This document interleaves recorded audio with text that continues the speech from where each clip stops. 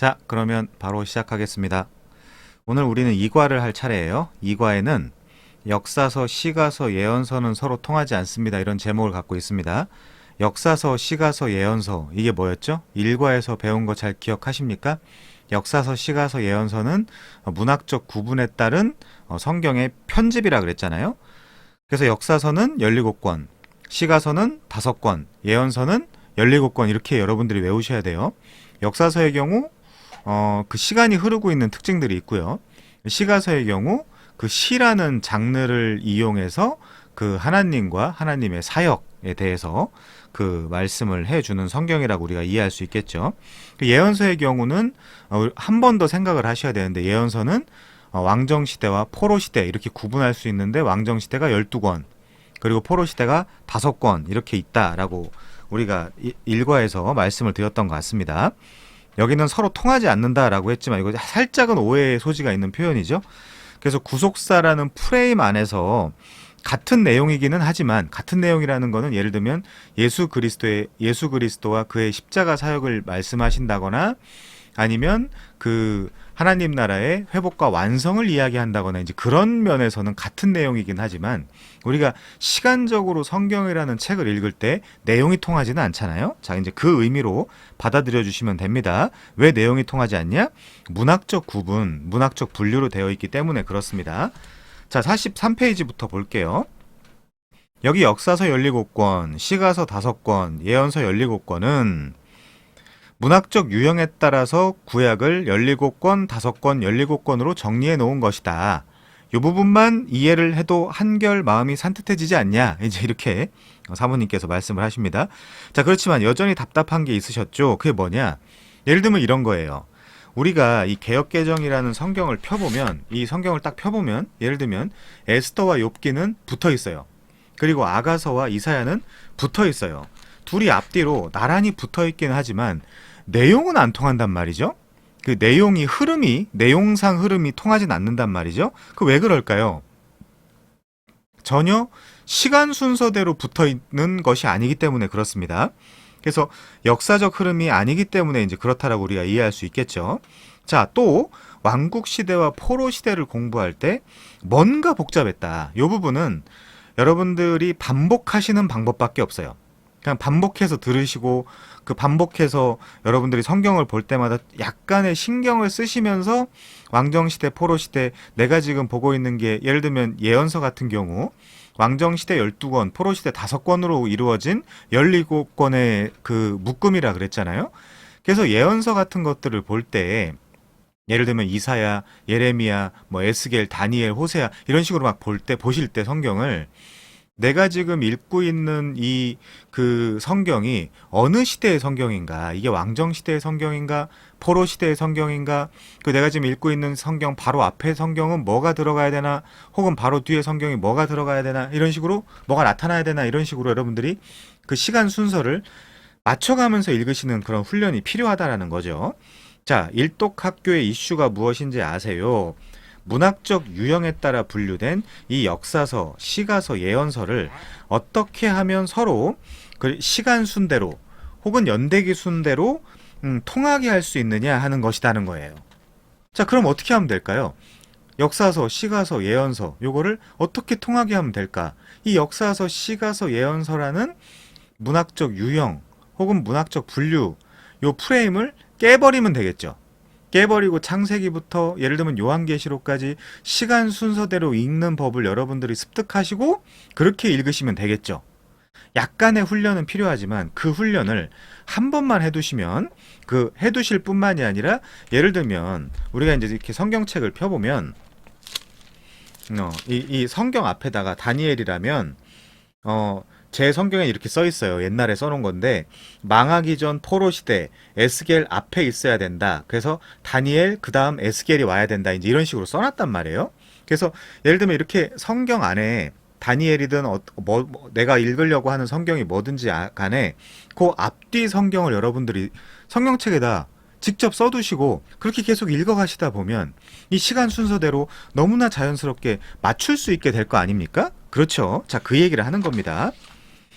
바로 넘어갈게요. 이 이과의 경우에는 중요한 내용은 없어요. 여러분들이 외우실 필요도 없어요. 그냥 대충 지금 흐름이 그렇게 흘러가는구나 라고 이해를 하시고 반복해서 들으시고 또 자기 성경책에다가 최소한 앞뒤 성경 뭐 포로시대면 포로시대 뭐 왕정시대면 왕정시대 이런 식으로 표시를 해둔다면 훨씬 더 성경 읽기에 좋겠죠. 그렇지 않으면 방금 전에 읽었던 성경과 여러분들이 물론 그렇게 성경을 많이 읽진 않겠습니다만은 방금 전에 읽었던 성경과 뭔가 내용이 미스매치 같다. 이제 이런 식으로 생각할 수 있겠죠. 자, 44페이지입니다. 구약 성경 39권을 시간 순서대로 다시 분류합시다. 이게 이제 중요한 거예요. 자, 문학적 유형에 따라 분류했던 역사서, 시가서, 예언서가 보이죠? 이 세 종류의 유형을 우선은 과감히 한번 무너뜨려 봅시다.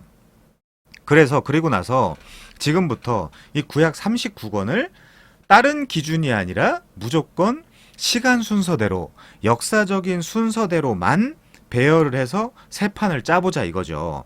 자, 그래서 넘어가서요. 다음. 이제부터는 아무 조건 없이 시간 순서대로만 정리해보자, 성경을. 그러면 읽기가 훨씬 더 수월할 거 아니냐.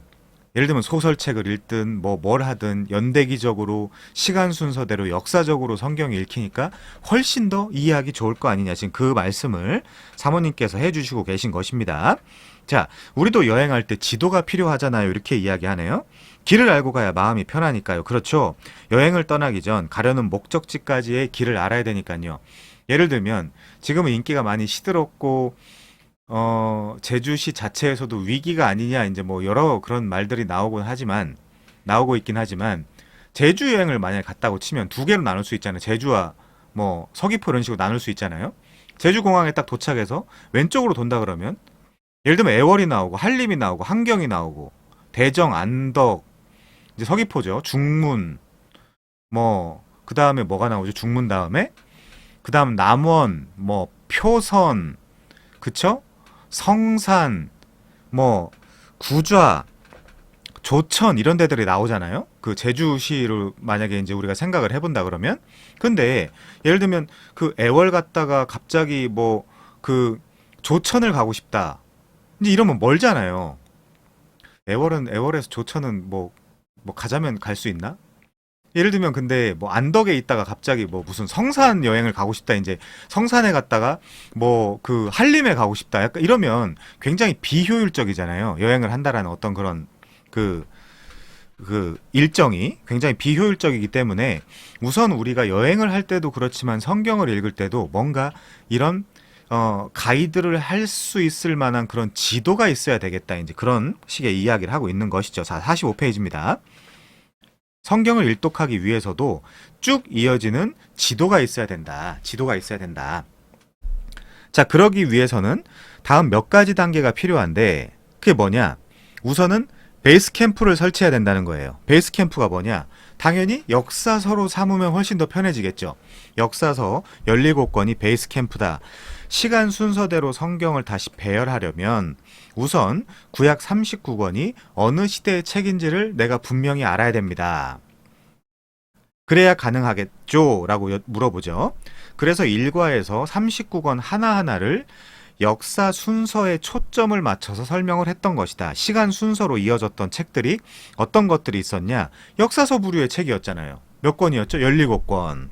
그거를 기준으로 삼아서 지금 말씀하시는 건 그거예요. 그걸 기준으로 삼아서 그 이후에 있는 문학적 분류, 예를 들면 시가서나 선지서 이런 것들을 이 역사서라는 시간이 흐르고 있는 이 베이스 캠프에다가 시간 순서대로 시가서, 선지서를 끼워 넣다 보면 우리가 시간 순서대로 성경을 이해할 수 있을 거 아니냐. 문학적 유형이 아니라, 물론 문학적 유형도 중요하겠지만 무슨 그런 노래도 있잖아요. 성경 그 제목 암송하는 어떤 그런 노래들도 있잖아요. 그것도 중요하지만 그것보다 어떤 면에서 더 중요한 것은 역사 순서대로, 시간 순서대로 성경을 읽는 법, 읽을 수 있는 법, 이제 그런 것들이 중요하겠죠. 책장사는 아닙니다만은 그 연대기적 성경 이런 것도 있다라고 말씀을 드렸어요. 필요한 분은 한번 살펴보시길 바랍니다. 자, 역사서 부류 17권 안에는 시간이 흐르고 있어요. 이 역사서를 베이스 캠프로 사용할 것입니다. 그러고 난 후 남아있는 시가서 5권과 예언서 17권을 이 각자의 시대 속으로 역사서를 기준 삼아서 그 안에다가 집어넣으면 끝나는 문제다. 지금 그 얘기를 하는 거죠. 자, 문학적 분류를 다시 보면 예언서 창세기부터 에스더까지, 그리고 시가서 욥기부터 아가서까지, 예언서 이사야부터 말라기까지가 있다. 자, 그런데 46페이지입니다. 여기서 베이스 캠프로 사용될 역사서 17권을 따로 떼어 한눈에 볼 수 있게 쭉 벌려놓자. 그 얘기죠. 자, 그래서 창세기가 나오죠. 첫 번째 책이니까 창세기. 그 다음에 출애굽기. 근데 레위기는 좀 애매하죠. 율법의 상세 규정을 아주 자세하게 설명해 놓은 책이니까 출애굽기에 그 복속을 시키면 되겠죠. 그 민수기. 그 다음 신명기. 신명기도 좀 애매하죠. 시간이 안 흐른다고 할 수는 없지만 민수기에 포함시켜서 민수기의 부록으로 보면 좀 더 좋지 않겠냐. 우리가 그렇게 이해할 수 있겠죠. 자, 그 다음 성경은 여호수아. 그 다음은 사사기.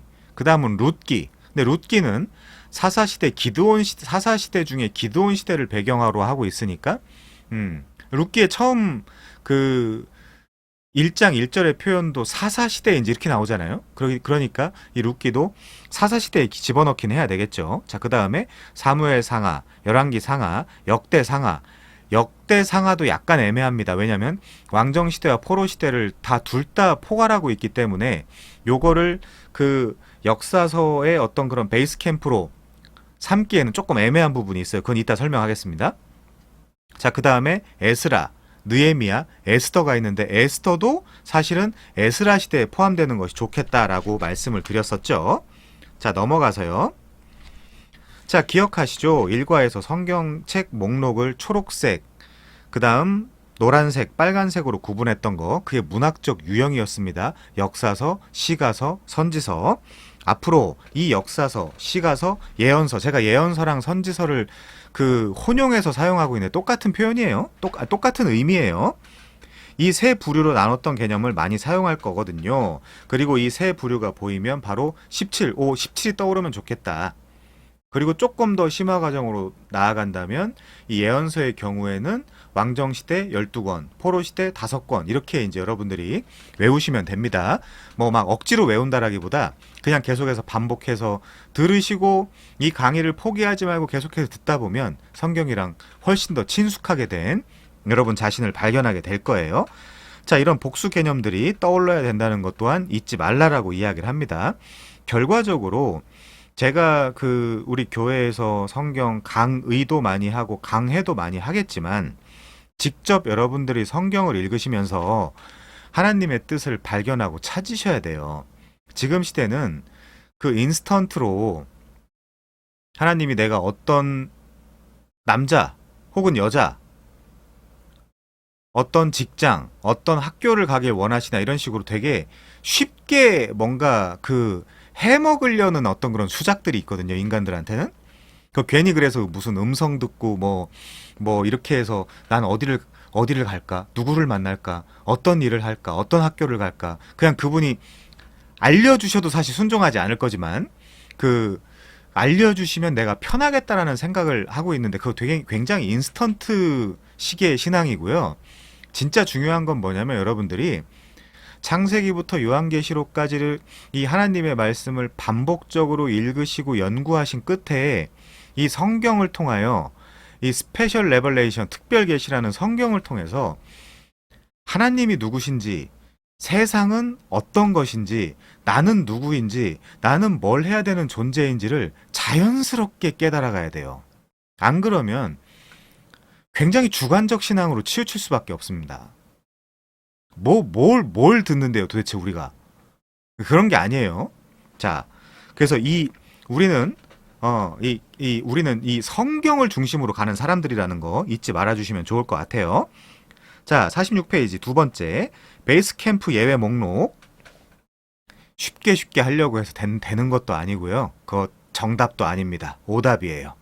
자, 우리 FM대로, 필드 매뉴얼대로 한번 가보겠습니다. 자, 역사서 17권을 다 베이스 캠프로 쓰지 않는다. 그런데 시간 순서대로 된 이 역사서 17권을 한 권 한 권 이렇게 늘려보았더니 베이스 캠프로 사용하기엔 좀 적당하지 못한 목록들이 있대요. 제가 방금 전에 설명한 것들이에요. 예를 들면 레위기, 출애굽기의 부록으로 생각하자고요.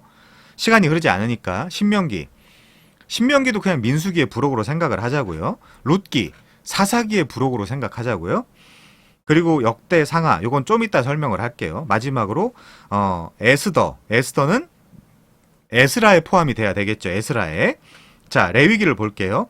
레위기는 정보를 모아놓은 책입니다. 무슨 정보요? 제사법, 그리고 가나안 땅 먹거리 정보, 전염병 정보 같은 어떤 그런 그 출애굽기 역사가 흐르는 중에 발생한 그 목록이에요. 그러니까 출애굽기의 부록이라고 생각할 수 있겠죠. 자, 두 번째 신명기입니다.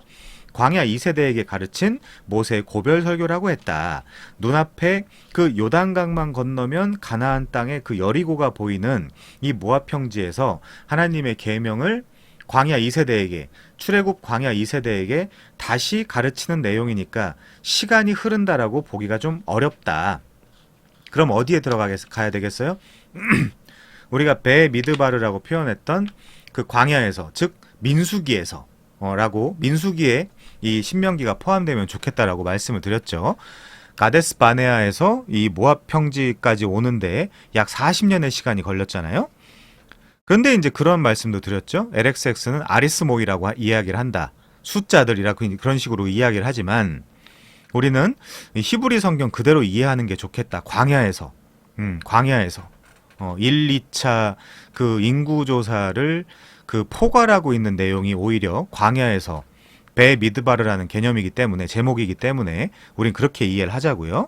자, 다음번 룻기는 사사시대, 기드온이라는 사사가 다스릴 때 일어난 사건이니까 사사시대 밑에 종속시키면 좋을 것 같다. 이렇게 말씀을 합니다. 자, 이렇게 흘러가는 역사의 큰 줄기에서 레위기나 신명기, 룻기를 베이스 캠프에서 제외시키는 것은 어렵지 않아 보인다. 그런데 다음에 나오는 역대상하는 약간의 설명이 필요하다. 뭐 복잡하게 생각할 필요는 없습니다.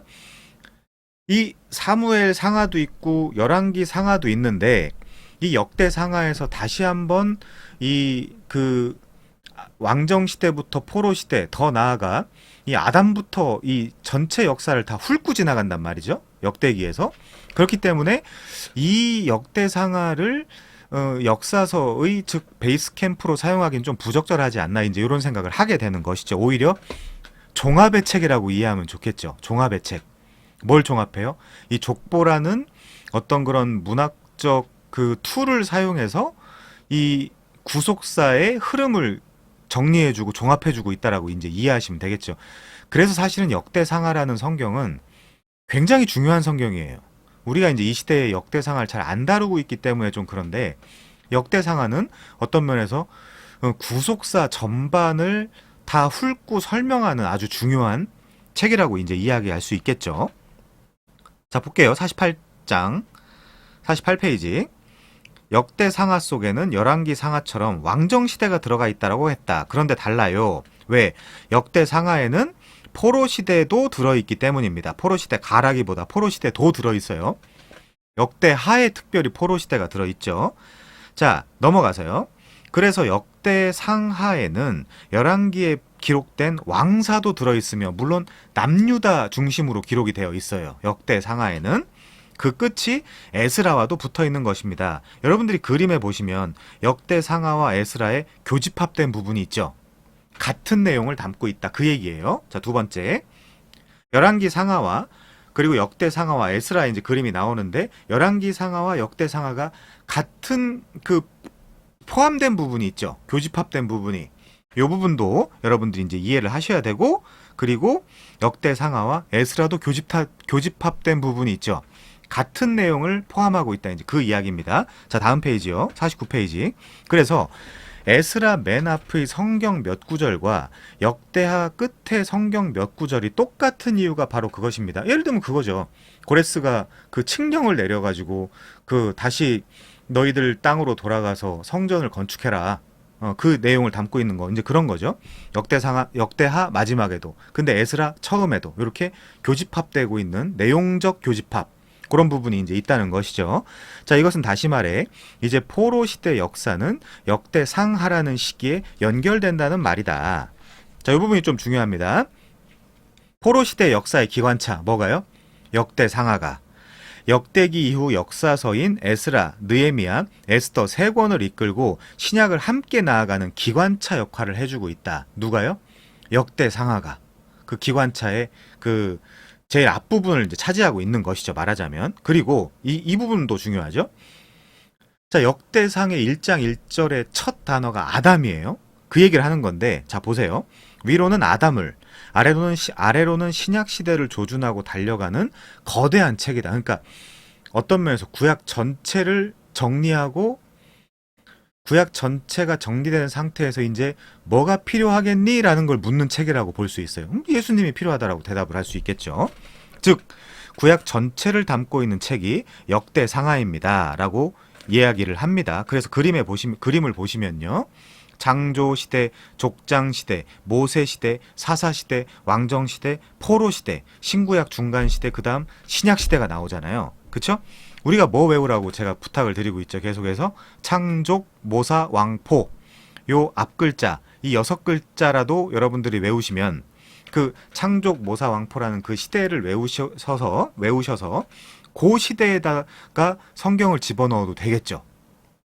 그쵸? 문학적 유형을 무너뜨리고 나서 창세기부터 에스더까지 이 17권을 베이스 캠프로 삼으신 다음에 거기 안에다가 집어넣으셔도 되고 창족, 모사, 왕포에다가 집어넣으셔도 되고 이제 그렇습니다. 그건 여러분들이 스스로 알아서 하시면 되는 문제예요. 그냥 우리의 목적 자체는 이런 것들을 외우는 것이라기보다 성경을 어떻게 하면 좀 더 편하게 친숙하게 읽을 수 있을 것이냐 이제 그 이슈를 다루고 있는 것이기 때문에 그렇습니다. 자, 상식적으로 창조시대, 족장시대, 모세시대, 사사시대, 왕정시대, 포로시대 요거를 지나서 그 다음에 이제 신약시대가 나오잖아요. 그 중간에 신구약 중간기가 있습니다만은 신약시대, 그 다음 신약시대인데 그걸 또 구체적으로 나눠보면 예수님 시대, 그 다음 사도시대, 예수님이 죽음, 장사, 부활, 승천하시고 나서 사도들이 활동을 하잖아요. 사도들이 활동을 한 내용의 책이 사도행전이잖아요. 그 사도행전이라는 역사서에다가도 나중에 여러분들이 그 서신서들을 시간의 순서대로 끼워 넣을 수 있는 실력을 갖추셔야 되겠습니다만은 이 예수님 시대, 그 다음 사도시대, 그 다음 사도시대 다음에 교부시대가 나와요. 속사도시대. 속사도 교부시대라고 하는 그 교부시대가 나오고요. 한 중세 1000년이라고 이야기할 수 있는 한 AD 400 에노 도미니, 그러니까 AD 한 400년 후반부터 그 한 1400년 후반까지, 그러니까 중세 우리가 쉽게 이야기해서 한 중세 1000년이라고 이야기하는 그 다음 중세시대가 나오고요. 그 다음에 한 1517년에 그 루터가 비텐베르크 성문에다가 붙일 그 95개조 방방문을 기록을 하잖아요. 그 역사적으로 셀더 하위스 같은 신학자들은 그거 그 루터가 붙인 건 아니다. 기록을 했고 서기관이 붙여준 거다. 뭐 이런 식으로 이야기를 하지만 우리가 쉽게 그 종교개혁 시대를 이야기할 때 1517년 10월 31일이죠. 그때 루터가 그 비텐베르크 성문에다가 그 95개조 반박문을 그 기록한 그 시대를 종교개혁 시대. 그 다음에 종교개혁 시대 다음에 그 다음에 이제 모더니즘이라고 하는 현대, 근대 시대라고 이야기할 수 있는 그 시대가 나오고요. 앞에다가 모더니즘 앞에다가 포스트를 붙여가지고 포스트 모던 시대, 후근대 시대라고 이제 우리가 그렇게 시대 구분을 하기도 합니다. 창족, 모사, 왕포, 그 다음에 신구약 중간기 400년, 예수님 시대, 그 다음 사도 시대, 속사도, 교부 시대, 중세 시대, 종교개혁 시대, 모던 시대, 그러니까 근대 시대, 그 다음 후근대 시대 이런 식으로 여러분들이 상식적으로 이 구약사, 신약사 이 전체를 포괄하는 교회사, 교회 역사 이제 이런 것들을 그 카테고리 덩어리들을 여러분들이 잘 이해하고 있으시면 훨씬 좋겠죠. 자, 넘어가겠습니다. 그래서 에스더 사건은 성전 재건이 완성된 후 약 30-40년가량이 지난 때에 바사, 즉 페르시아죠. 페르시아에서 일어난 일이에요. 이 일 후에 약 20-30년가량이 더 지나서 BC 458년에 에스라는 예루살렘으로 돌아오는 것이고요. 그 에스라는 바벨론에 있었잖아요. 그 바벨론에서 그 자신의 그 성경을 기록하기도 하잖아요. 자, 넘어갑니다. 50페이지. 그러니까 이 에스라서는 포로 귀환 시대 역사를 담은 어머니 책 같다. 바사왕 고레스 원년에 수룹바벨과 예수아가 1차 포로들과 함께 귀환해서 예루살렘 성전을 재건하는 이야기. 왜냐하면 성전이 학자에 따라서 BC 586년 혹은 587년에 완전히 회파되고 예루살렘 함락되고 회파되고 포로로 끌려가고 이제 이런 부분이 있잖아요. 그게 그때가 이제 세 번째 포로로 끌려갈 때인데 세 번째 그 전에도 2차나 벌써 포로로 끌려갑니다. 자, 그러다가 중단되는 이야기, 그 후 선지자 학개와 스가랴의 격려로 성전이 다시 완성되는 이야기가 들어있다. 넘어가서요. 또 앞에서 얘기한 에스더 사건이 일어난 시기도 이 안에 들어있는 셈이다. 그러니까 에스더서는 포로 시대 역사서이긴 하지만 에스라 시대 안에 들어가는 책이라고 보면 된다. 그래서 이 에스라도 뭔가 지금 베이스 캠프로 삼기엔 좀 애매한데 에스더도 베이스 캠프로 삼기엔 좀 애매한데 이 에스더를 에스라에다가 포함을 시키자 이제 그겁니다. 그러면 뭐예요? 첫 번째 레위기였죠.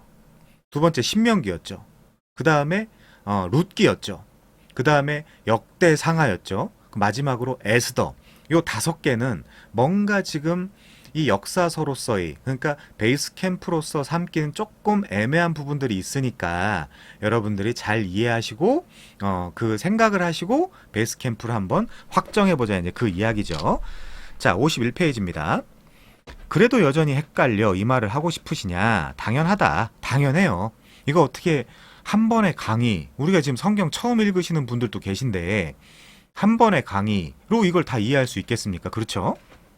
그래서 앞으로도 제가 이 성경이 읽어지네라는 강의 혹은 뭐 다른 책들 뭐 다른 성경 강의 이런 거 할 때도 계속해서 반복해서 말씀을 드릴게요. 자, 그래서 계속 반복하는 거랍니다. 그러니 지금 딱 이해가 되는 만큼만 지금은 딱 이해가 되는 만큼만 그래서 저런 흐름이었구나 성경이 그 정도만 이해하셔도 사실은 훌륭합니다. 여러분 훌륭해요. 훌륭해요. 성경을 읽으신다는 자체가 얼마나 위대한 일인데요. 그렇죠? 자, 넘어가서요. 그래서 그 생각나는 만큼만 받아들이고 다시 힘내서 전진을 해보자 이제 이거죠. 자, 넘어가서요. 그래서 포로 시대 베이스 캠프는 어떤 책이냐? 포로 시대 베이스 캠프는 에스라입니다. 에스라에 뭐가 포함된다고요? 에스더가 포함된다. 그 다음에 느헤미야 이제가 나오는 것이죠. 자, 앞에서도 말했듯이 에스라는 자기가 경험한 것뿐만이 아니라 경험하지 않았던 모세 오경부터 왕정시대 사건까지도 열심히 다 공부해서 우리식으로 이야기하면 창조, 모사, 왕까지를 다 열심히 공부해서 포로 시대의 역사서, 즉 베이스 캠프라고 이야기할 수 있는 에스라. 이 에스라라는 성경을 쓴 에스라는 이 모든 것들을 열심히 공부해서 기록으로 남겼다는 거죠. 그래서 에스라도 잘 안 다루지만 굉장히 중요한 성경입니다. 그래서 우리는 지금 역사서 중에서 시간을 타고 흐르는 굵은 줄기를 찾고 있는 중인데 이번에 아주 중요한 혹은 굵직한 에스라를 찾았네요. 이렇게 말씀을 하시네요. 자, 넘어갑니다. 52페이지. 그리고 마지막으로 느헤미야 이야기. 느헤미야는 뭐냐? 바로 포로 시대의 마지막 역사 기록인 느헤미야. 그렇죠? 요건 40페이지를 여러분들이 다시 한번 참고해 보시면 좋을 것 같아요. 책 40페이지. 자, 넘어가세요. 그래서 결국 포로 귀환 시대 역사의 큰 줄기는 우리가 이렇게 따질 수 있겠죠. 에스라 1, 2서인 셈이다. 에스라 1서는 그 말 그대로 에스라고요. 에스라 2서는 느헤미야서다. 그럼 에스더는요? 에스라 1서에 들어가는 게 좋겠다. 이제 우리가 그렇게 이해하시면 되겠습니다. 자, 세 번째 볼게요. 완성된 베이스 캠프. 그럼 이렇게 완성이 돼요. 아까 그 5개, 예를 들면 레위기, 신명기, 그 다음에 그 룻기, 역대 상하, 그리고 에스더를 빼고 나면 이렇게 정리가 되네요. 창세기, 출애굽기, 민수기, 여호수아, 사사기, 사무엘 상하, 열왕기 상하. 여기 이제 역대기를 넣네요. 역대 상하, 그리고 에스라, 느헤미야. 요렇게. 역대 상하는 넣으셔도 되고 빼셔도 되는데 여러분들의 마음 편하신 대로 하시면 좋을 것 같아요. 역대 상하는 아까 말씀드린 대로 오히려 다 포괄하고 있다. 아담부터 다 포괄하면서 예수님이 반드시 오셔야 된다라는 이야기를 해주고 있는 책이기 때문에 이 베이스 캠프에 여러분들이 포함을 시키셔도 되고 포함시키지 않으셔도 되고, 저 같은 경우는 오히려 이 말라기까지 다 읽은 다음에 그 다음에 역대 상하를 가지고 그냥 정리하면서 그냥 성경을 읽어왔거든요. 그동안. 자, 그렇게 하셔도 되고 포함시켜도 됩니다. 자, 넘어갈게요. 그래서 레위기는 출애굽기 밑에, 신명기는 민수기 밑에, 룻기는 사사기 밑에 종속되고 에스더는 에스라 시대로 돌려보내자. 이렇게 하여 성경 역사를 이루는 산맥이자 척추가 드디어 완성되었다. 그게 뭐예요? 창세기, 출애굽기, 민수기, 여호수아, 사사기, 사무엘, 상하, 열왕기 상하, 역대 상하, 에스라, 느헤미야까지. 이렇게. 그 특징이 뭐라고요? 시간이 흐른다. 그러면 지금 우리가 뭘 하자고 지금 이 강의를 하고 있는 거죠? 이 시간이 흐르고 있는 이 역사서의 목록에다가 앞으로 우리가 살펴볼 시가서 그리고 예언서의 그 15권, 17권의 내용들을 여기다 꽂아 넣으면 우리가 시간 순서대로 성경을 읽을 수 있는 눈이 생길 거 아니냐. 지금 그 얘기를 하는 거예요.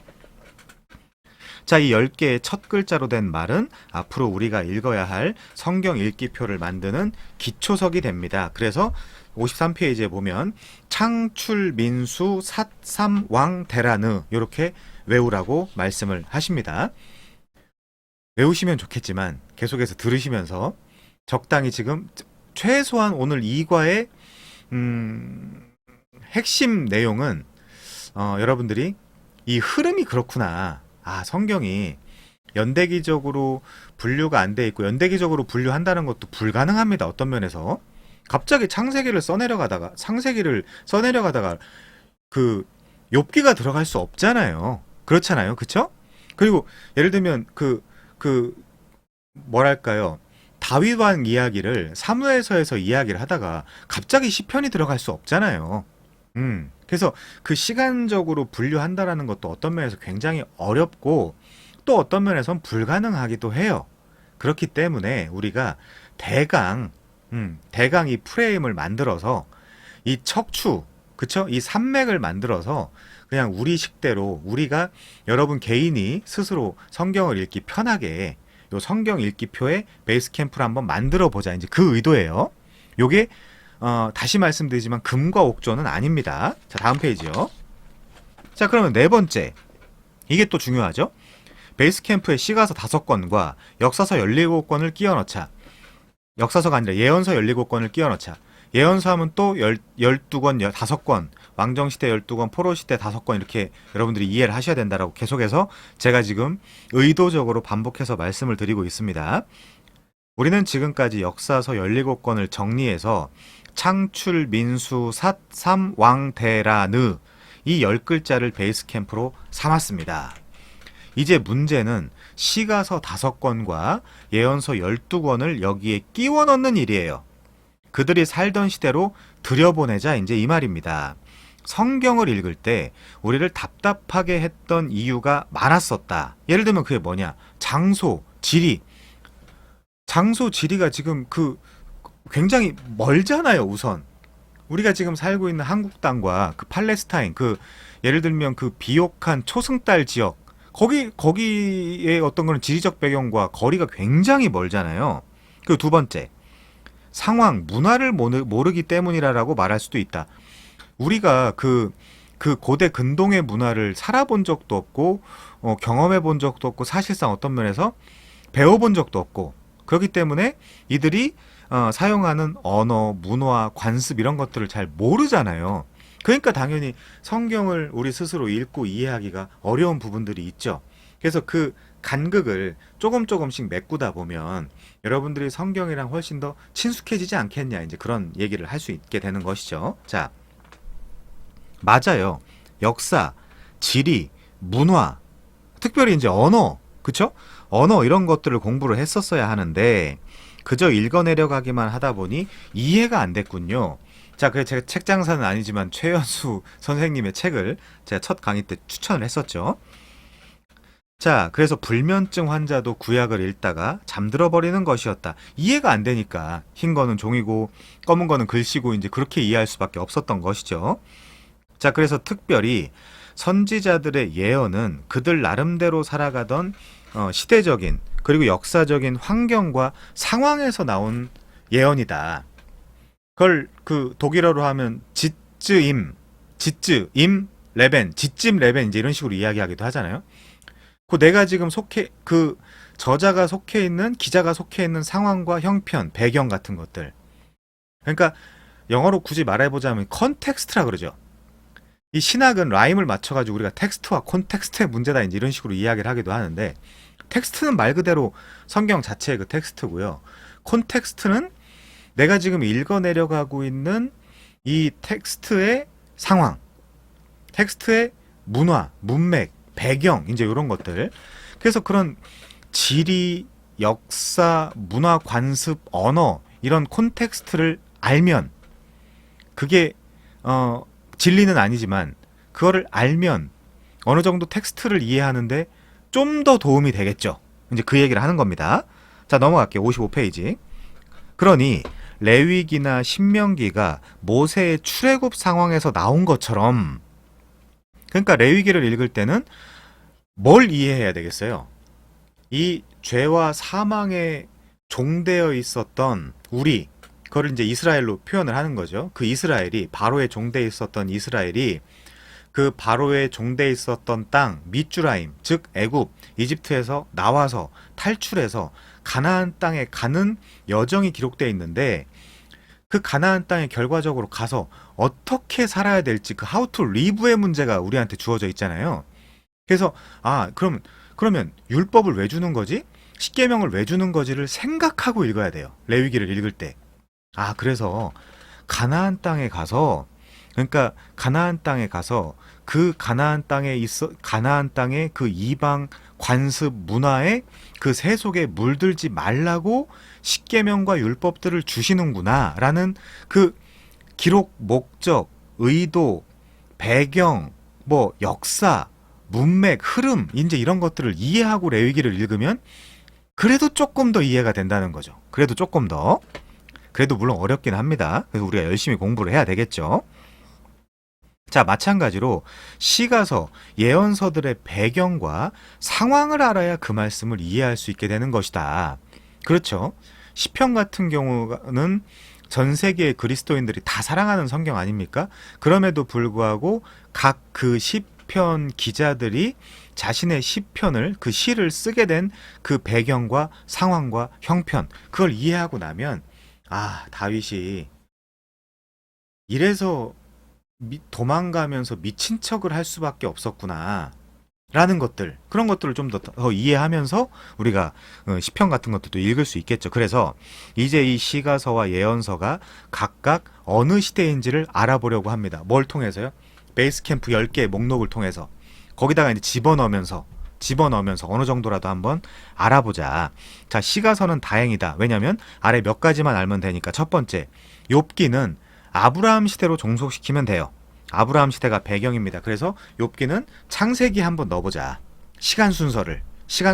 자, 두 번째, 시편은 주로 다윗의 시편이라고 일컬어지니 그렇기 때문에 어떤 사람들은 그래요. 아니 그냥 처음부터 시간 순서대로 써놨으면 되지 않습니까? 불가능하다니까요. 시편은 주로 다윗의 시편인데 다윗의 막 그런 이야기를 하다가 갑자기 막 다 넣어놓습니까? 그리고 몇 가지는 정확히 어떤 상황에서 쓴 성경인지 모르는 부분들도 있어요. 그래서 작위적 구분이긴 합니다. 요런 구분들이. 그래서 시간 순서대로 안 하고 문학적 유형대로 해놓은 거예요. 그냥. 그걸 이해한 상태지만 우리가 그걸 그래도 받아들이고 수용하고 이해한 입장이지만은 그래도 우리가 성경을 읽을 때 역사적 흐름대로 읽으면 훨씬 더 좋겠죠. 예를 들면 반지의 제왕이나 이런 뭐 여러 그런 그 대서사시의 어떤 그런 영화들을 보거나 아니면 책을 읽을 때 그 순서가 막 뒤죽박죽 돼 있다 그러면 그거 읽히겠어요? 그렇죠? 자, 이제 그런 이야기라고 이해해 주시면 좋을 것 같고요. 그래서 시편은 그냥 사무엘 상하 어딘가에다가 한번 넣어보자. 예를 들면 사무엘 상하를 읽고 그냥 시편을 한번 읽어보자. 이러면 조금 달라진다는 거죠. 그걸 시간 순서대로 어떻게 맞추겠습니까? 자, 세 번째 잠언, 네 번째 전도서, 마지막 아가서 이런 것들은 보통은 대부분은 솔로몬의 글이니까 열왕기 상 속에다 끼워 넣으면 어떨까? 열왕기 상을 읽고 나서 잠언, 전도서, 아가서를 한번 읽어보면 어떨까?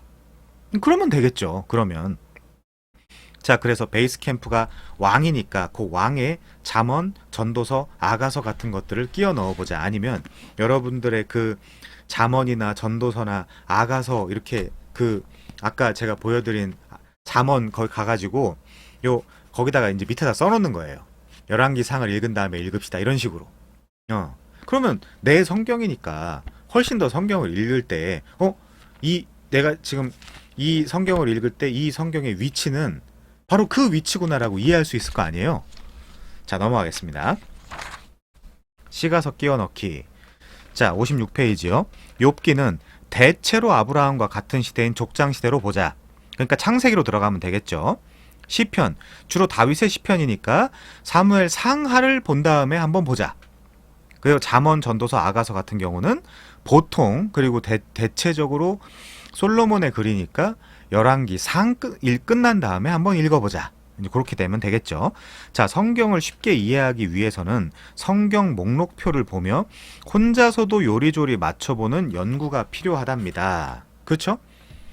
이 틀이 없어도 성경을 계속 읽다 보면 자연스럽게 생기긴 해요.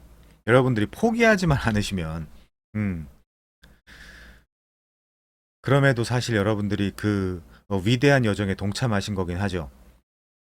성경 일독을 진지하게 어느 정도 이해하면서 죽는 그리스도인이 몇 퍼센트나 될까요? 거의 없어요. 거의 없어요. 성경을 실제로 스스로 저도 저기 보면 온갖 스터디 바이블들 현존하고 있는 스터디 바이블들 제가 지금 계속 지금도 모으고 계속해서 지금 그것들도 읽어가고 있긴 하지만 개역개정을 읽고 뭐 우리나라에도 좋은 성경들이 많이 있잖아요. 그 뭐 바른 성경이라는 것도 있고요. 바른 성경도 꽤 괜찮은 성경입니다. 바른 성경도 있고 뭐 새번역도 있고 쉬운 성경도 있고 우리나라에도 뭐 굉장히 많죠.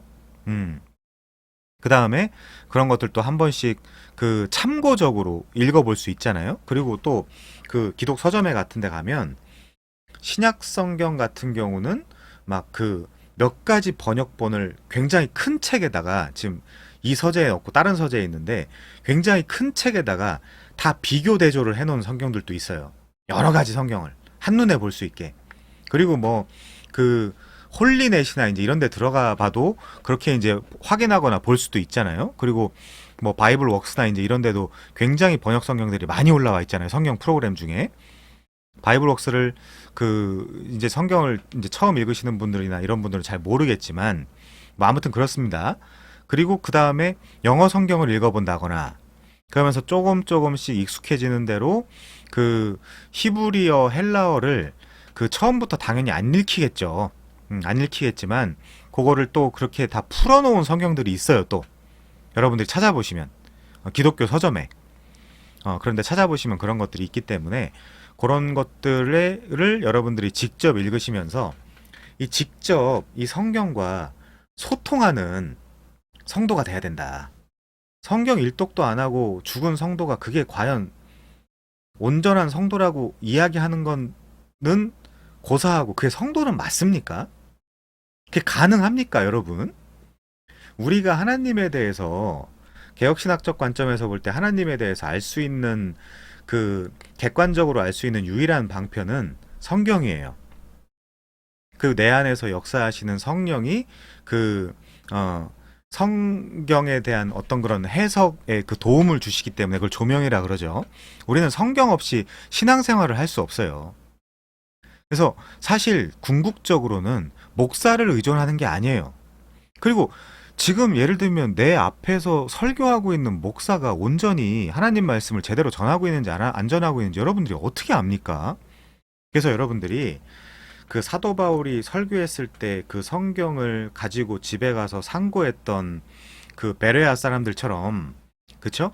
그 사람들처럼 여러분들이 스스로 계속해서 성경을 보고 특별히 그런 문법 같은 것들도 여러분들이 공부를 하시면서 성경을 읽으셔야 돼요. 그럴 수밖에 없어요.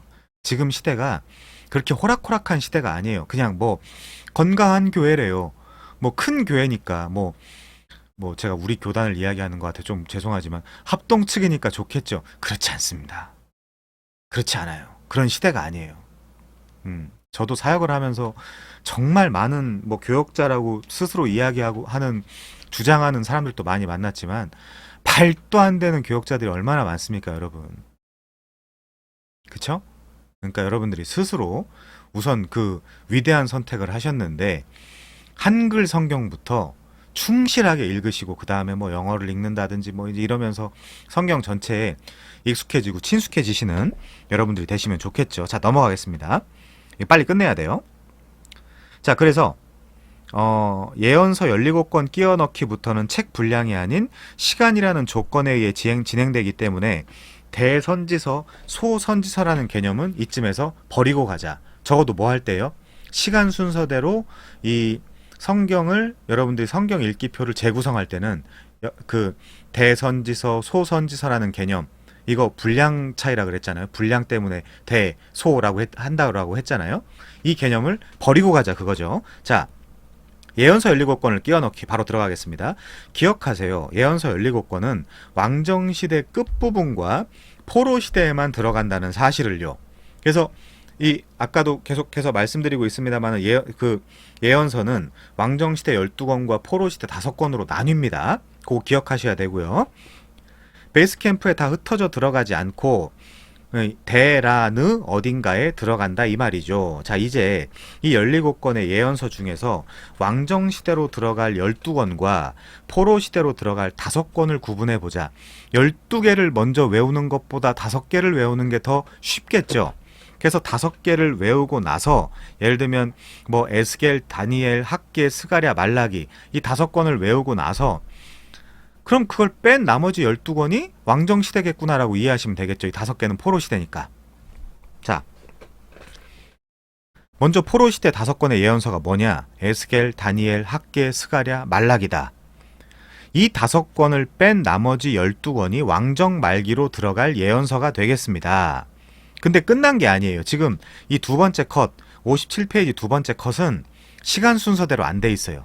그냥 왕정시대 분류, 포로시대 분류 이렇게만 되어 있지 시간 순서대로 안 돼 있어요. 자, 위의 이사야부터 스바냐까지의 예언서도 차례대로 되어 있지 않거든. 다시 복잡해지니 왜냐? 책의 분량 때문이죠.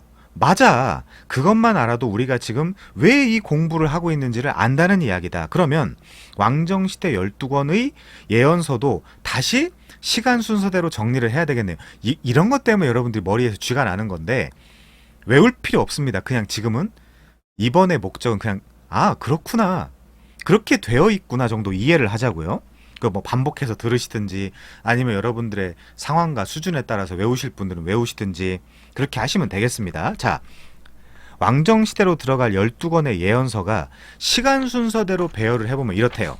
자, 그게 58페이지에 나옵니다. 아니면 성경을 읽을 때 이 책을 다시 참조하셔도 되고요. 그쵸? 성경 읽어지네. 만화에는 그 부록이 없었던 걸로 기억을 하는데 그 본권을 사시면 그 본권을 구매하시면 이게 부록으로 다 나와 있어요. 이렇게 큰 페이지로. 자, 58페이지.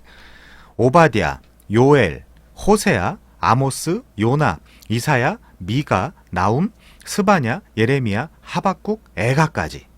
자, 이 중에 특별히 호세아, 아모스, 요나 하면 첫과 때 여러분 뭘 생각하셔야 돼요? 북이스라엘 여로보암 2세 때, 즉 북이스라엘이 가장 부강했었을 때의 선지자들이구나. 호세아, 아모스, 요나 이렇게 그거 기억하시면 되겠죠. 요 사람들은 어디서 활동했다?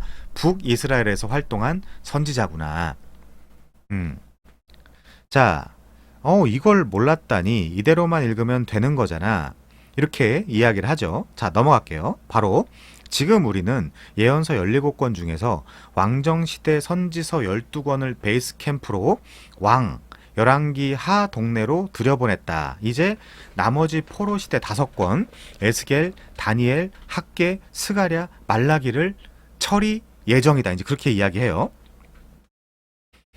자, 여러분 이해하셨죠? 요 12권이 왕정시대 끝부분에 들어간다는 거, 그리고 지금 이 책에서 시간의 순서대로 맞춰놨다는 거. 자, 그럼 포로시대 예언서로 넘어가겠습니다. 포로시대 예언서는 뭐가 있냐? 에스겔, 다니엘, 학개, 스가랴, 말라기가 있어요. 그러면 이건 시간 순서대로 되어 있을까요? 그것도 아니겠죠. 이것도 맞춰야 되겠죠. 자, 이 5명이 살던 포로시대 역사서로 보내면 되겠죠. 그거 언제겠어요? 그러면 요 포로시대 역사서가 뭐가 있었어요? 에스라, 느헤미야, 에스더가 있었죠. 그 에스더는 에스라 시대 후반에다가 이제 넣고 읽으시면 된다라고 말씀을 드렸습니다. 자, 59페이지. 맞습니다. 일과에서 우리가 역사서 초록색, 시가서 노란색, 예언서 빨간색 이렇게 구약성경 39권을 세 부류로 구분했던 거 기억이 나실 겁니다. 역사서는 창세기부터 에스더까지, 시가서는 욥기부터 아가서까지, 그 예언서는 이사야부터 말라기까지 위 역사서 17권을 6시대로 구분했었죠. 그게 뭐예요? 창족, 모사, 왕포. 요거는 기억을 하셔야 돼요. 오늘은 그냥 흐름만 그렇구나 하고 지나간다 하더라도 창족, 모사, 왕포 이제 그 이과니까요. 예를 들어서 역사서 17권, 시가서 5권, 예언서 17권, 그 중에 17권 중에 그 왕정시대가 12권, 포로시대가 5권이었구나. 요 정도는 이제 이과니까, 그리고 이과지만 강의는 5번째 강의니까 여러분들이 이 정도는 외우실 수 있겠죠. 막 이 예언서의 왕정시대와 포로시대 이런 모든 부분을 다 시간 순서대로 외워봐라. 이제 이런 거는 오늘 당장은 무리예요. 무리여도 창족, 모사, 왕포 그리고 크게 역사서, 시가서, 예언서로 이루어져 있구나. 이제 요 정도는 여러분들이 잘 이해하고 넘어가시면 좋겠습니다. 자, 근데 지금 하고 있는 게 뭐예요? 쭉 내려와서 59페이지 쭉 내려와서 역사서 부류 중에 포로 시대의 3명의 리더가 보이죠? 누구예요? 에스라, 느헤미야, 에스더였죠. 에스라, 느헤미야, 에스더. 자, 다음 페이지입니다. 60페이지. 그럼 60페이지 볼게요. 그러면 이 베이스 캠프로 에스라, 느헤미야, 에스더를 상정시켜 놓은 다음에 포로 시대 5권의 그 예언서를 요 시대에, 요 시간이 흐르고 있는 이 역사서라는 시대에 요 베이스 캠프에다 집어넣으면 되겠네요. 논리적으로. 자, 에스겔과 다니엘은 어디로 갈까요? 근데 여기도 문제가 있어요. 그냥 이해만 해주세요, 여러분. 외우실 필요 없습니다. 자, 드디어 다니엘과 에스겔의 순서를 바꿀 때가 됐대요. 왜 그럴까요? 우리 성경에 보면 예레미야, 에가, 그리고 에스겔, 다니엘 이렇게 돼 있어요. 왜 그럴까요? 분량 때문에 그래요. 분량 때문에 그런데 원래는 다니엘이 에스겔 앞에 와야 된다. 지금 그 얘기를 하고 싶은 거예요. 그래서 제가 가지고 있는 성경에도 에스겔에도 이 내용이 기록이 되어 있고 다니엘에도 이 내용이 기록이 되어 있어요. 이 내용을 요 부분을 상기한 다음에 다니엘을 읽고 에스겔을 읽으면 되겠죠. 포로시대 예언서. 자, 자세히 알아봅시다. 남유다가 완전히 망하는 시기는 BC 586년 혹은 학자에 따라서 7년입니다. 남유다가 망하기도 전인 BC 605년에 1차 포로로 바벨론에 잡혀간 사람들이 있는데 바로 다니엘입니다. 그리고 8년 후 BC 597년에 2차 포로로 에스겔이 잡혀갑니다. 그래서 1차 포로로 605년 BC 빼고 설명할게요. 1차 605년, 2차 597년, 3차 학자에 따라서 586년, 587년. 그거는 약간 틀어지는 이유는 있어요. 그러니까 언제 쳐들어와서 전쟁이 얼마나 걸렸고 얼마나 파괴됐고 이제 이런 것들을 그 따지는 어떤 그런 시간적 차이가 조금 나기 때문에 그렇습니다. 자, 다음 페이지 볼게요. 61페이지. 책의 분량 때문에 다니엘 앞에 에스겔이 와 있는데 사실은 그렇지 않다. 시간 순서대로 한다면 다니엘이 앞에 와야 되고 에스겔이 뒤로 가야 된다. 그래서 이제부터 우리가 읽어나가야 할 성경 순서는 다니엘, 그 다음 에스겔로 순서를 바꿔서 성경을 읽어나갈 것입니다. 그건 다니엘서와 에스겔서는 꼭 같이 붙어 다닌다는 뜻이 되기도 하겠죠. 다니엘과 에스겔은 함께 붙어 다닌다. 이걸 잊지 말아달라고 해요. 자, 여기서 두 시대로 구분을 할 수 있겠죠. 다니엘, 에스겔은 나라가 망하기 전, 그리고 학개, 스가랴, 말라기는 망한 후, 즉 포로 귀환 시대라는 거. 이 부분을 여러분들이 이해하시면 좋겠죠. 다니엘, 에스겔은 나라가 망하기 전, 그러니까 어떤 면에서 왕정 시대죠.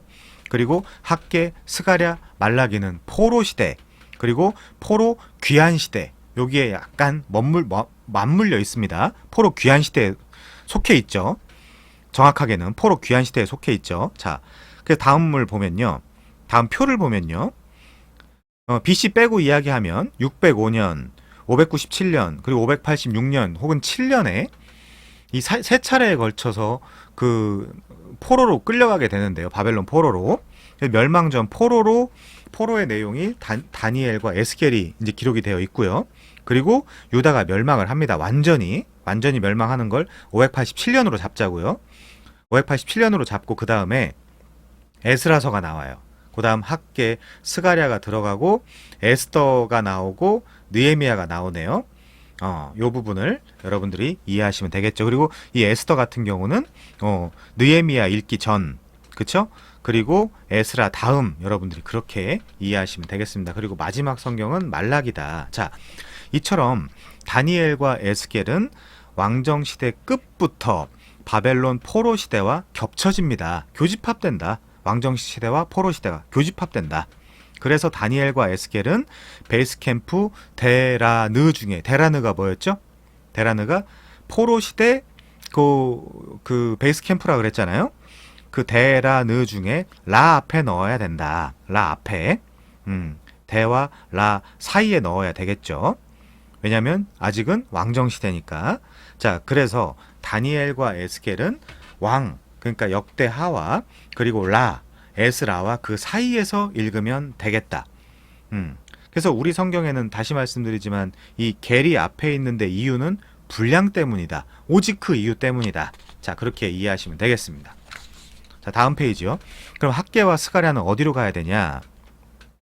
학개, 스가랴 또한 포로 생활을 다 마치고 돌아오는 상황이라 늘 함께 붙어 다닌다. 자, 볼게요. 그림을. 이 부분을 위해서는 앞에서 공부한 에스라 베이스 캠프를 먼저 깔아야 된다. 자, 그림 보시면요. 유대인, 바벨론에서 포로 생활을 한다. 605년, 597년, 586년 혹은 7년에 3차에 걸쳐서 포로로 잡혀가죠. 그래서 유대 바벨론에서 포로 생활을 합니다. 그때의 심정을 잘 다룬 그 성경이 시편 137편이라 그랬죠. 자, 그리고 나서 바사가 바벨론을 누르고 패권을 차지해요. 고레스. 자, 다음번 그림을 보시면요. 바사왕 고레스가 유대인 귀향 칙령을 발표합니다. 잘 지내라고 하네요. 자, 좋습니다. 그 다음에 요때 이제 유대인 귀향할 때 요때 지도자로선 수룹바벨과 예수아가 그리고 선지자로선 학개와 스가랴가 1차 귀환을 하게 돼요. 요때 1차 귀환. 요때가 BC 537년입니다. 537년 경이에요. 1차 귀향을 해서 스룹바벨과 예수야가 성전을 재건하기 시작을 해요.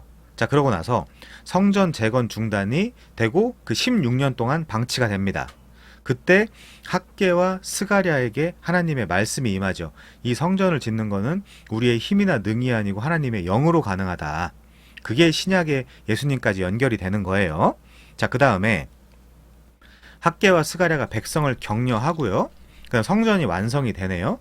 그래서 2차에서 이제 에스라가 포로에서 귀환을 하고 3차에서 느헤미야가 포로에서 귀환을 하죠. 각각 BC 458년 그리고 BC 444년 경이라고 이야기할 수 있습니다.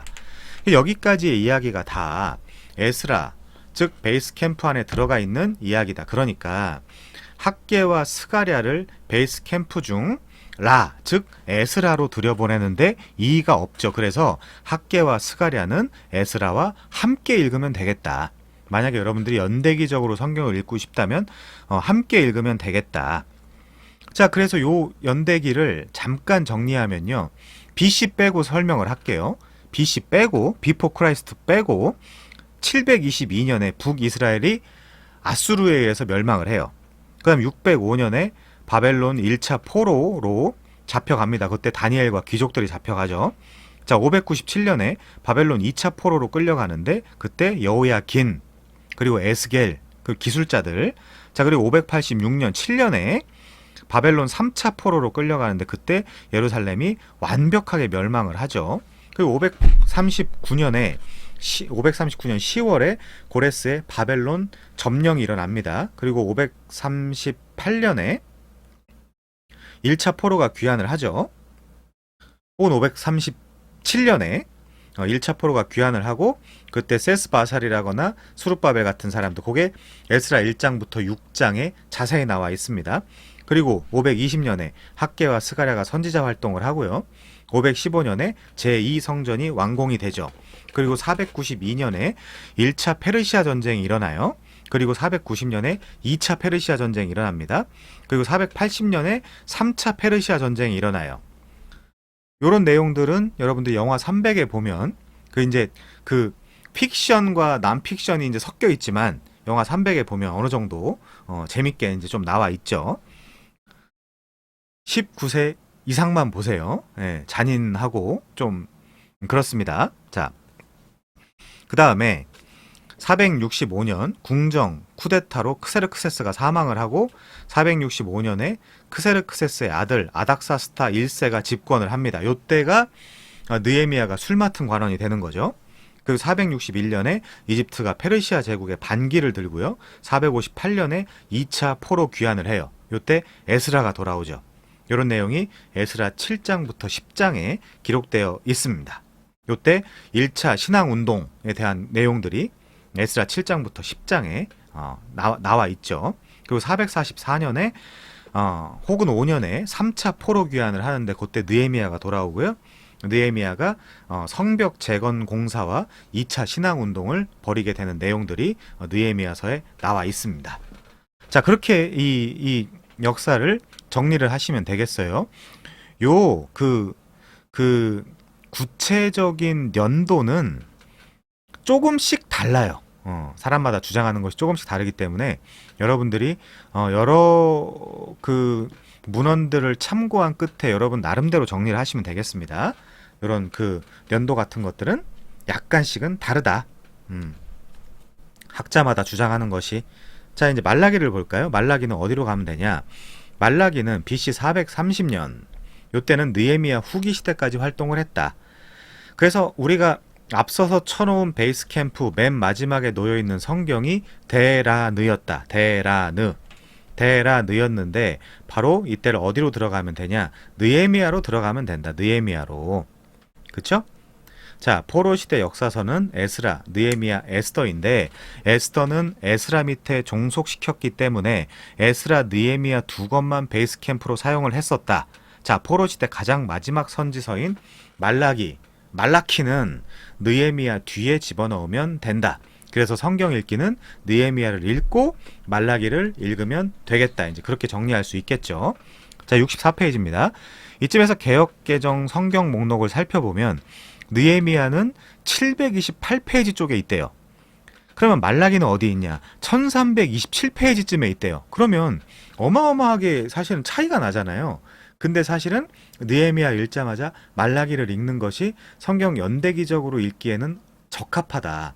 근데 이렇게 문학적 구분으로 분류를 해놓다 보니까 성경을 읽을 때 어려움이 있다는 것이죠. 물론 그걸 어떻게 솔직히 연대기적으로 붙여놨다 하더라도 그걸 다 이해하고 읽는다는 건 좀 어려운 문제지만, 그건 또 다른 문제지만, 그럼에도 불구하고 그렇게 읽는 법도 여러분들이 아셔야 된다는 이야기입니다. 자, 이런 사실이 성경을 읽는 우리를 답답하고 지루하게 만든 요인이었다. 넘어갑니다. 그래서 느헤미야, 말라기는 성경에서 가장 마지막에 등장한 인물이다. 동시대 인물이에요. 동시대 인물. 그리고 그 다음에 바로 BC 400년대의 사람이다. 이때로부터 예수님이 오시는 신약까지를 우리가 400년 정도라고 이야기를 하는데, 이 기간을 신구약 중간기 400년 시대다. 이제 이렇게 우리가 이해를 하는 것이죠. 자, 통합 정리표를 볼게요. 통합 정리표 65페이지로 넘어갑니다. 역사서 몇 권이죠? 17권. 시가서 몇 권? 5권. 예언서 몇 권? 17권. 두 개로 나눌 수 있다 그랬어요. 왕정시대 12, 포로시대 5. 그래갖고 총 17권이죠. 17도 여러분들이 기억하시고요. 역사서, 시가서, 예언서도 기억해 주시길 바랍니다. 자, 역사서를 기준으로 한번 설명을 해볼게요. 창세기에는 시가서인 욥기가 들어가면 되겠네요. 족장시대니까요. 자, 두 번째 출애굽기에는 레위기가 들어가면 되겠네요. 자, 민수기에는 신명기가 들어가면 될 것 같고요. 그리고 여호수아에는 아무것도 들어가는 게 없어요. 사사기에는 룻기가 들어가면 될 것 같아요. 사무엘상에는 시편의 대체적으로 대부분의 그 기자가 다윗이기 때문에 이 사무엘상 때 시편을 좀 넣으면 될 것 같고, 사무엘하와 역대상에 또 시편을 좀 넣으면 될 것 같네요. 자, 열왕기로 넘어가면요, 이 열왕기 상부터 역대하에 잠언, 전도서, 아가서 같은 것들, 그리고 왕정시대의 예언서라고 할 수 있는 오바디아, 요엘, 호세아, 아모스 같은 것들이 또 들어가면 되겠네요. 열왕기하부터 역대하에 또 예를 들면 요나, 이사야, 미가, 나움, 스바냐, 예레미야, 하박국, 에가, 이제 이런 것들이 들어가면 될 것 같습니다.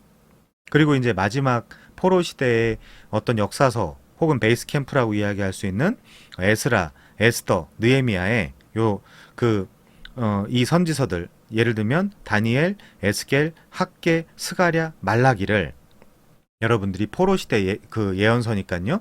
여기다가 그 에스더, 에스라와 느헤미야 여기다가 이제 집어넣으시면 되겠네요. 요 표를 보시고요. 요 표를 보시면서 이해하시면 되겠습니다. 이게 그냥 그 말로만 들어가지고는 좀 이해하기가 좀 어렵겠죠. 자, 넘어가겠습니다. 그렇게 이제 성경 읽기를 위한 발판이 만들어졌다. 그래서 요 표만 예를 들면 뭐 그냥 그 자신의 그 핸드폰에 찍어 놓으시든지 아니면 뭐 성경 앞에다가 프린트 해가지고 붙여 놓으셔도 되고요. 그러면서 이제 읽으셔도 되고, 저처럼 각 그 구약 성경마다 이건 언제 시대고 뭐 몇 년도고 앞 성경은 뭐고 뒷 성경은 뭐다, 이제 이런 식으로 간략하게라도 적어 놓으셔도 되고요. 그래서 이거는 사실 그 적응하는 것이 문제지 뭐 외우거나 이제 그럴 문제는 아닌 것 같다. 저는 이걸 억지로 외우지 않았어도 지금은 너무나 자연스럽게 이 부분을 이해하고 있는 상태라고 이야기할 수 있습니다. 자, 이제 마지막 요약이에요. 33개 이야기로 풀어낸 구약의 중추신경. 이 부분은 제가 강의하지 않아도 될 것 같아요. 이 부분은 강의하지 않아도 될 것 같고, 지금까지 했던 강의를 바탕으로 여러분들이 이 66페이지부터 69페이지까지 여러분들이 차분하게 한번 정리한다라는 생각으로 읽어보시면 얼마든지 이해할 수 있을 거라고 생각을 합니다. 각 개별 역사서에다가 지금 예를 들면 창세기를 보시면 욥기 발생, 출애굽기 보면 레위기 발생, 민수기 보면 신명기 발생, 이런 식으로 써놨잖아요, 책에. 그런 식으로 여러분들이 한번 읽어보시면서 정리를 해 나가시면 될 것 같다라는 생각을 합니다. 자, 이과도 굉장히 빠르게 달려왔는데 이과를 들으시고 포기하지 마시고 잘 이해하셔서 혹은 반복적으로 들으시거나 아니면 여러분들이 이 책을 한두 번 혹은 두세 번, 뭐 세네 번이라도 이렇게 읽으시면서 정리하시고 여러분의 성경 책에다가 직접 내가 지금 읽으려고 하는 이 서신의 앞 성경은 이거야, 뒷 성경은 이거야. 그리고 이제 뭐 예언서의 왕정 시대는 이렇게 이런 성경들이 기록돼 있고 포로 시대는 이런 성경들이 기록돼 있어. 이런 것들을 여러분들이 간략하게나마 표시해 두시거나 아니면 적어 두시면 훨씬 더 성경을 읽으실 때 도움이 될 거라는 말씀을 드립니다. 자, 너무 수고 많이 하셨고요. 오늘 이 2과도 마치겠습니다. 3과에서 다시 3과부터는 좀 내용이 들어가기 때문에 좀 중요한 부분들이 있거든요. 우리가 이제 이해하고 넘어가야 되는 부분들이 있어서 3과부터는 다시 또 마음을 잘 다잡고 다시 시작을 해보도록 하겠습니다. 마치겠습니다. 수고 많이 하셨습니다.